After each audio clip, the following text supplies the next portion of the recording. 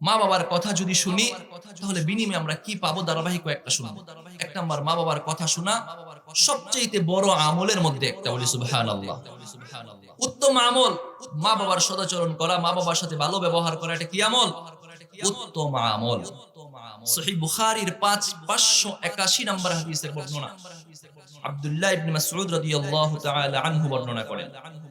عن عبد الله بن مسعود رضي الله تعالى عنه قال سألت النبي صلى الله عليه وسلم أي العمل أحب إلى الله قال الصلاة في وقتها قلت ثم أي يا رسول الله قال بر الوالدين قال ثم أي يا رسول الله আল্লাহর নবীর সাহাবী হযরত আব্দুল্লাহ ইবনে মাসউদ রাদিয়াল্লাহু তাআলা আনহুর বর্ণনা, তিনি বলেন আল্লাহর হাবিব জনাবে মুহাম্মদুর রাসূলুল্লাহ সাল্লাল্লাহু আলাইহি ওয়াসাল্লাম ফরমান, আব্দুল্লাহ ইবনে মাসউদ রাদিয়াল্লাহু তাআলা আনহু একদিন রাসূলকে বলতেছেন, ইয়া রাসূলুল্লাহ, ইয়া হাবিবাল্লাহ, আইয়ুল আমালি আহাব্বু ইলাল্লাহ, কোন আমল আল্লাহর কাছে সবচেয়ে বেশি প্রিয়? কোন আমল আল্লাহর কাছে সবচেয়ে বেশি প্রিয়?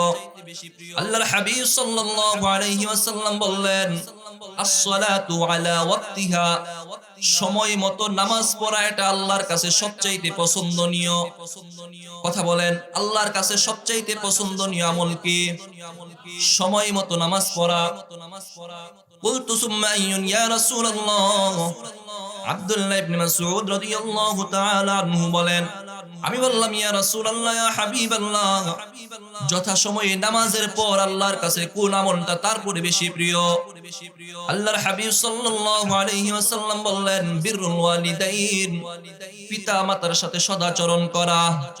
বলেন ২ নম্বরে উত্তম আমল কোনটা? পিতা মাতার সাথে সদাচরণ করা, ভালো ব্যবহার করা। কুলতু সুম্মা আইয়ুন ইয়া রাসূলুল্লাহ, তারপরে বললাম কোন আমলটা আল্লাহর কাছে সবচেয়ে বেশি প্রিয়? ফাকাল an-নবী সাল্লাল্লাহু আলাইহি ওয়াসাল্লাম, আল জিহাদু ফি সাবিলিল্লাহ, আল্লাহর রাস্তায় জিহাদ করা। সবচেয়ে বড় প্রিয় আমলটা হলো আল্লাহর কাছে নামাজ পড়া সদা সময়ে, তারপর পিতা মাতার খেদমত করা, সেবা করা, সদাচরণ করা, তারপরে হলো আল্লাহর রাস্তায় জিহাদ করা। জিহাদ করার ফজিলত কম না বেশি? অনেক বেশি। প্রত্যেকটা সাহাবায়ে কেরাম জিহাদে যাওয়ার জন্য তামান্না ছিল, আকাঙ্ক্ষা ছিল। জিহাদে যেতে পারলে আপনি যদি বেঁচে ফিরেন তাহলে গাজী হয়ে যাবেন, আপনার জন্য জান্নাত ওয়াজিব হয়ে যাবে।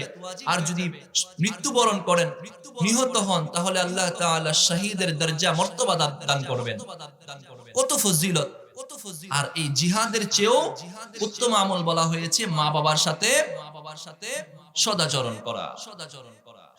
৫ নাম্বার গেল, আল্লাহর কাছে উত্তম আমল হলো মা বাবার সাথে ভালো ব্যবহার করা।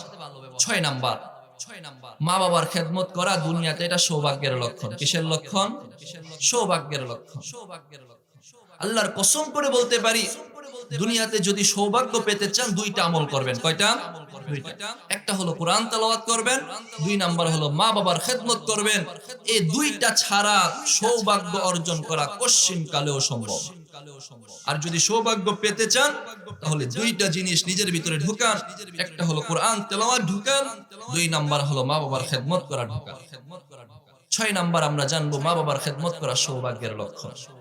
সহিহ বুখারীর ৫৯৭২ নম্বর হাদিসের বর্ণনা আব্দুল্লাহ ইবনে আমর ইবনে আল-আস রাদিয়াল্লাহু তাআলা আনহু বর্ণনা করেন। عن عبد الله بن عمرو بن العاص رضي الله تعالى عنه قال جاء رجل إلى النبي صلى الله عليه وسلم فاستأذنه للجهاد فقال أحي والداك قال نعم قال النبي صلى الله عليه وسلم ففيهما فجاهد আল্লাহর হাবিব সাল্লাল্লাহু আলাইহি ওয়াসাল্লামের এক সাহাবী রাসূলের কাছে আসলো, এসে বললেন, ইয়া রাসূলুল্লাহ, ইয়া হাবিবাল্লাহ, ইন্নী উরিদু মাআকা, ইয়া রাসূলুল্লাহ, আমি আপনার সাথে জিহাদে যেতে চাই। ফাস্তাযানতুহু ফিল জিহাদ, জিহাদে শরীক হতে চাই। জিহাদের মর্যাদা রাসূলের কাছে অনেক বেশি। সাহাবে কেরামও জানেন জিহাদের মর্যাদা অনেক বেশি। জিহাদে গিয়ে বেঁচে ফিরলে গাজী হয়ে যাবেন, মরলে শহীদ হয়ে যাবেন। রাসূলের কাছে অনুমতি চাইলেন, ইয়া রাসূলুল্লাহ আমি জিহাদে যেতে চাই, আমাকে অনুমতি দেওয়া হোক।